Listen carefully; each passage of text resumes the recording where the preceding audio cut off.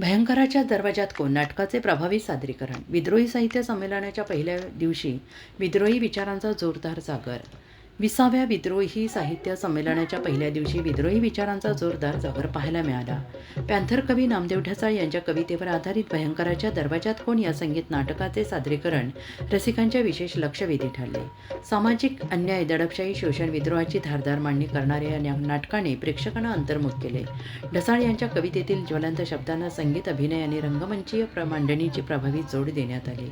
नाटकाच्या प्रत्येक प्रसंगातून पॅन्थर चळवळीचा आक्रमक विचार आणि समाजाला प्रश्न विचारण्याची ताकद ठळकपणे समोर आली.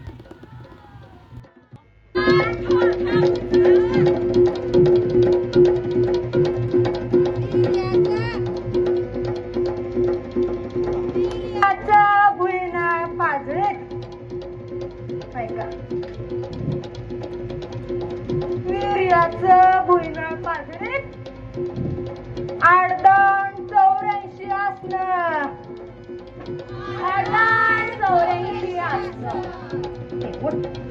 खुल्ल्यांच्या हिशोब सुट्टे करणाऱ्यांच्या फडफडते, खुल्ल्यांच्या हिशोब सुट्टे करणाऱ्यांच्या फडफडते. खल्ले बांडे पांजर पण टक्का.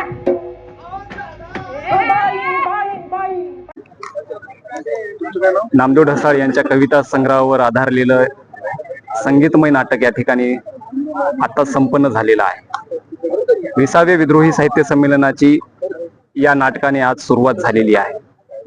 नामदेव ढसाळांच्या ज्या कविता आहेत त्या जागतिक कविता आहेत, वैश्विक कविता आहेत. आजच्या या नाटकाच्या माध्यमातून नामदेव ढसाळांच्या या कविता पुन्हा एकदा जिवंत झालेल्या आहेत. नामदेव ढसाळांच्या कवितेला खऱ्या अर्थानं जर आज आपण बघितलं की नामदेव ढसाळांची जी कविता आहे ती जग व्यापणारी कविता आहे आणि नामदेव ढसाळांची कविता ही माणसावरची आहे. नामदेव ढसाळांनी प्रत्येक व्यक्तीला महत्व दिलेलं आहे. मग ती वेश्या असो, तो हिजडा असो, तृतीयपंथी असो की जात व्यवस्थेमधला तो शूद्र असो, प्रत्येकाला नामदेवनं आपल्या कवितेच्या माध्यमातून जगाच्या पुढं आणि केंद्रस्थानी आणलेलं आहे.